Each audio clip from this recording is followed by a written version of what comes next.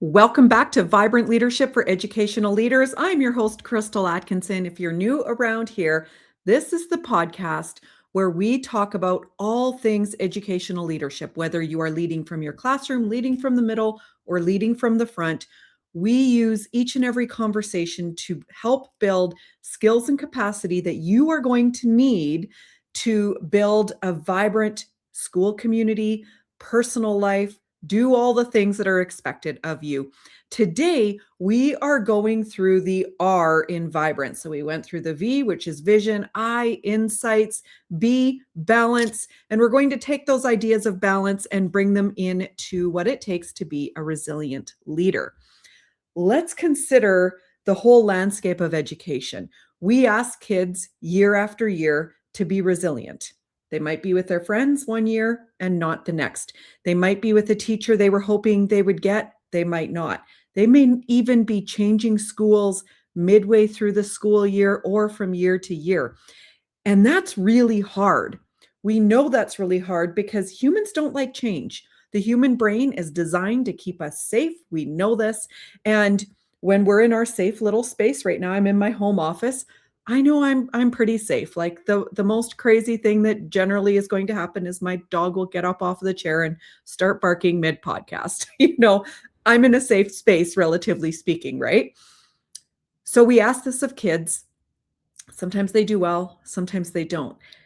What becomes tricky when you enter into mid-level and front-level leadership is you start navigating those same emotions, but now from the adults in your building. So you may have spent many years helping kids navigate change, and then you started to realize that, oh man, my teachers in the building, my support staff in the building, they also don't like change. And then you're going to compound that with all of the external emergencies that get dropped onto your plate as the leadership. So, we're going to talk about this. What is resilience? What does it look like as an educational leader? And what are some things we can do? If you didn't already listen to the episode on balance, please go back and do that. You're going to have a few probably unique different takeaways beyond the self-care. I really wanted to step away from the self-care last week because there's a lot of information out there. And I feel like there are people who may do a better job talking about that. And I've got a special guest coming in a future episode. So stay tuned for that. Resilient leader. Let's start. Have you heard of Misty Copeland? My daughters were both dancers all the way through school. I have two daughters. One's finishing her degree in psychology currently. The other one is out in Vancouver, British Columbia. I'm Canadian, and she's still just dancing her little heart out. Well, Misty Copeland is a dancer. Not only is she just any dancer, but she was the first Black female principal dancer at the American Ballet Theater. Oh, she is so inspiring. In her TED Talk just in 2025, she said, resilience isn't about being unbreakable. It isn't about pretending the pain isn't there. It's about shifting through the pain with purpose, steadying yourself when the ground shifts beneath you and holding on to calm long enough to keep going. Oh, if that is not what it takes to be a vibrant educational leader with a long, healthy, happy career, I just don't know. I feel like that really just embodies all of it. That's why in the Vibrant framework, I start with vision. When we know what our purpose is, we can hold on to that. It isn't about there not being pain. It isn't about not having obstacles. If you've worked in a school for any amount of time, probably even a day, you are going to know that is a community that is built with obstacles everywhere. And it is because you have hundreds, sometimes thousands of students, and each one of those students generally comes with 1 to 3, maybe even 6 adults attached to them. And they all have their own perspective. They all have their own goal or purpose that they want out of you, and they all think that you're the person responsible for making that happen, whether or not that is true. So this is not about that, toxic positivity. No, we know there are hard things in education. Absolutely. We also know that effective leaders don't stop. Effective leaders keep showing up. And so many of our leading voices in education talk about this. And so let's consider what that looks like for you in your space. Sometimes our leaders are the face that you see when you walk in the building. Sometimes our leaders are that quiet voice in the back of our heads when we're going through a tough time. Mostly, they are our unsung heroes. Our leaders carry so much weight. They navigate everyone else's emergencies. They have to be able to prioritize what is important, what is an emergency, what isn't an emergency. And they have now more than ever all of these polarizing views that they have to be able to find a way to work through. These competing priorities and external opinions about what schools should be doing can really take a toll. And so as a leader who is carrying the weight of your classroom, of your school community, know that the work you do makes a difference. And when you need to pause, press pause. Part of resilience is knowing that we don't need to come in like a wrecking ball. We don't need to have all of the answers. We are the people to be calm when something happens, when there needs to be an evacuation from the school, when there needs to be a lockdown, when there needs to be a shelter in place. We are the people who Brene Brown said in Dare to Lead, it's the leaders who are that glue that holds teams and organizations together. We ignore trust issues at the expense of our own performance and the expense of our teams and organization's success. And she's so right. Because as a leader, when you're carrying that weight of the school and you are that glue that holds everything together, the ability to press pause and come back to something is going to help you bounce back. It doesn't make the hard any less hard, but it gives you that space to breathe so that we don't make decisions from a reaction perspective. We're being proactive. We're addressing needs. We're addressing situations in a timely manner, but we're coming back. We're pressing pause and we're coming back. A leader's resiliency becomes their superpower. And how you do that is by applying a filter. So if you're a leader, I want you to write the word filter down somewhere. Just remember the word filter. When you have a filter, I want you to visualize, again, what is that vision of what I want all of my students to experience or be able to achieve this year? Every single one of them. What is that vision? And then when all of the other conflicts or priorities, if you will, come your way, look at that word filter and remember, how does this align with where, as a school community, we've agreed we are taking our students this year? Where does that align? And when you look through that filter, you'll be able to decide really quickly, does this align with the vision we set out when we came together as a staff at the beginning of the year? What is that filter? And that filter becomes so important because it allows you to make decisions with greater ease. And it builds in that natural leadership capacity. Todd Whitaker said, effective leaders work to find solutions Ineffective leaders work to blame someone.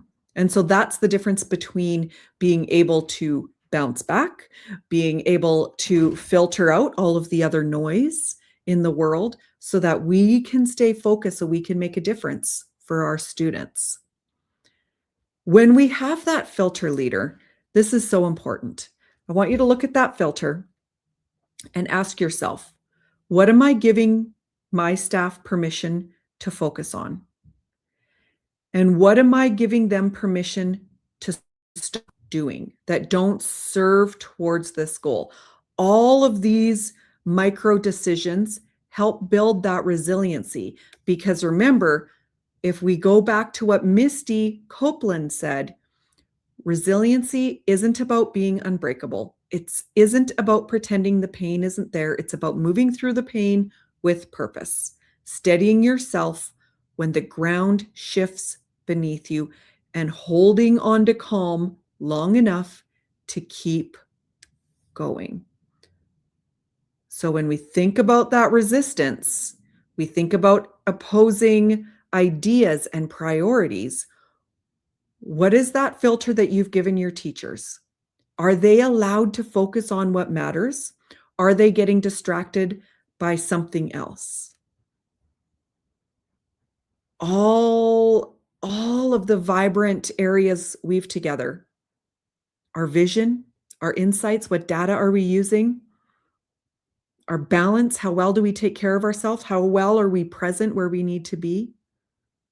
They build towards this resilience. And we need to be resilient in order to have a healthy school community. Remember at the beginning where I talked about change and how we expect our students to go through change year after year, mid-year, all of the things. And then as leaders, we start working with other adults and we ask adults to try new things. We ask adults to come together to work together and they're like, ooh, I don't know that I can do that.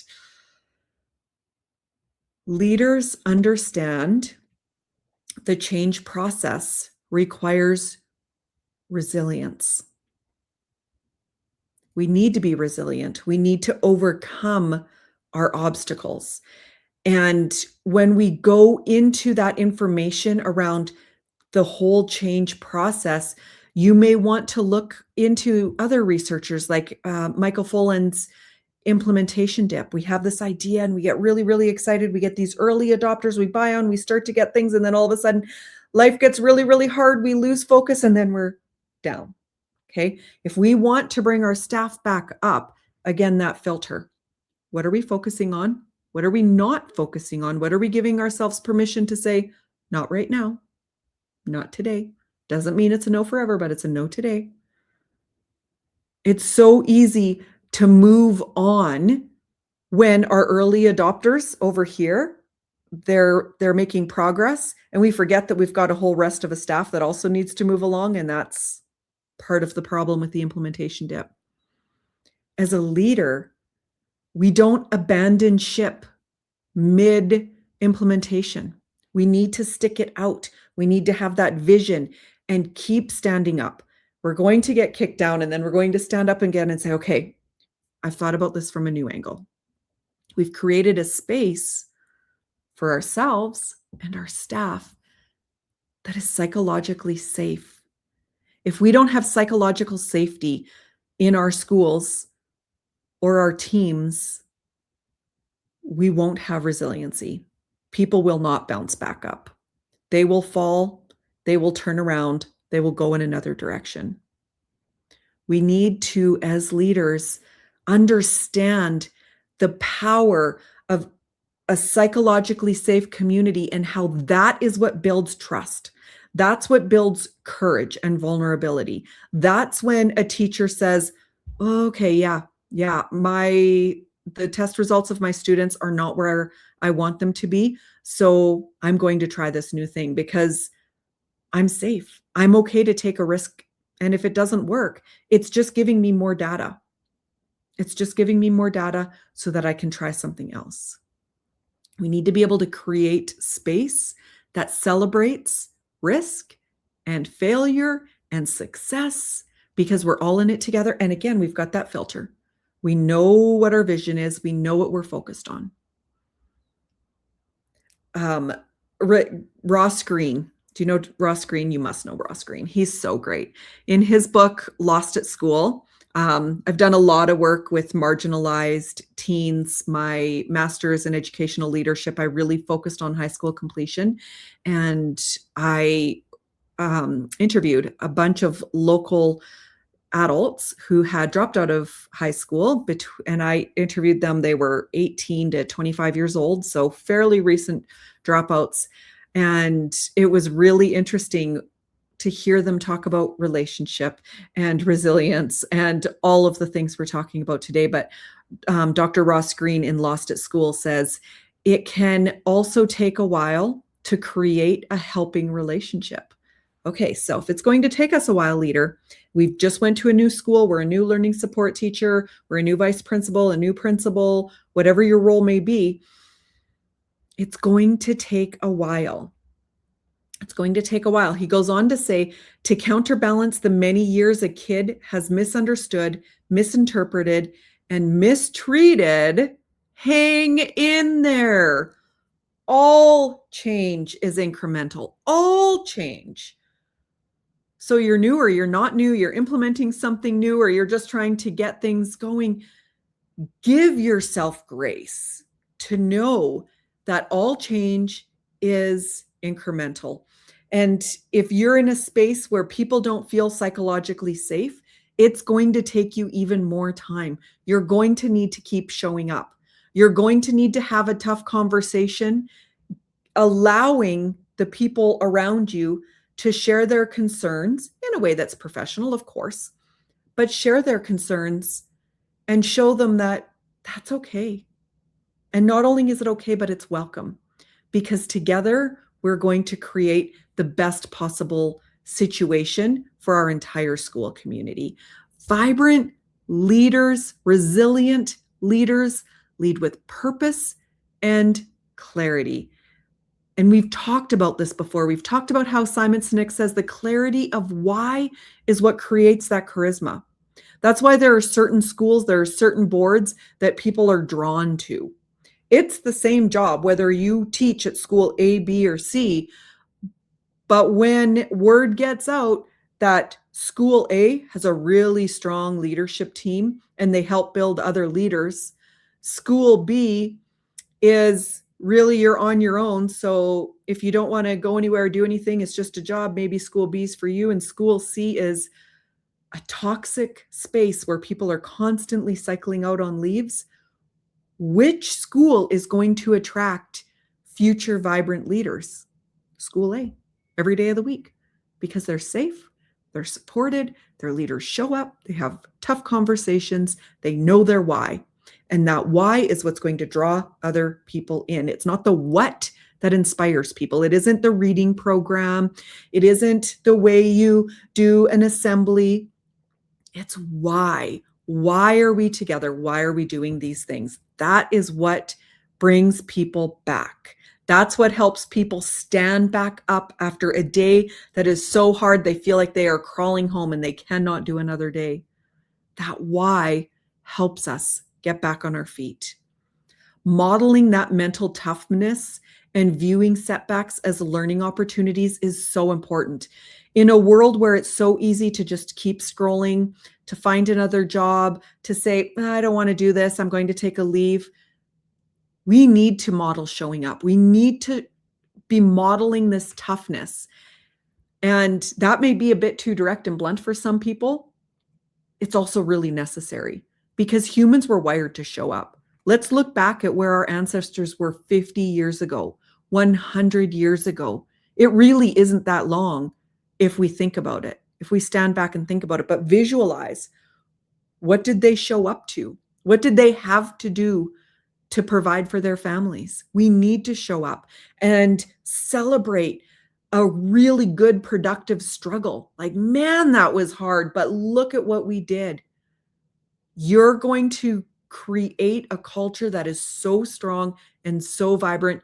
People will be lining up to work with you. Vibrant leaders are the glue that hold us together on the hardest days. They are the glue.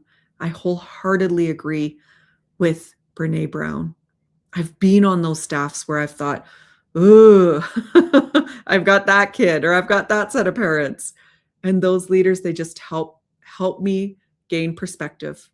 They help me remember it's only one kid, not 28 kids.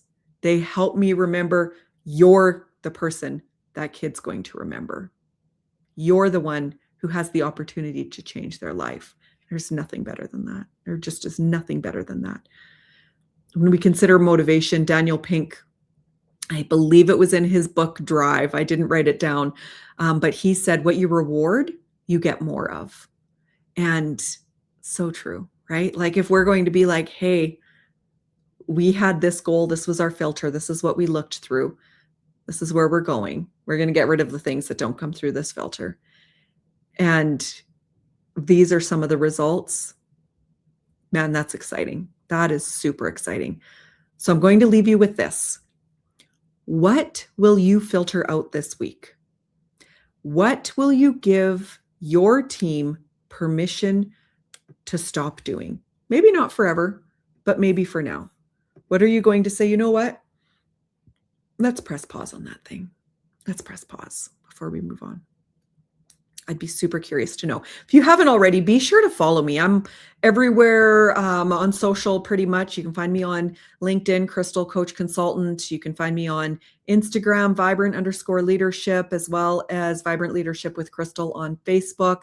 You can basically find me anywhere. Email me, crystalcoachingconsulting@outlook.com. I can send you your free Getting Started in School Leadership guidebook. So just send me an email, crystalcoachingconsulting@outlook.com. I'd be happy to do that. Friend, go make today amazing. Your work truly makes a difference in the world.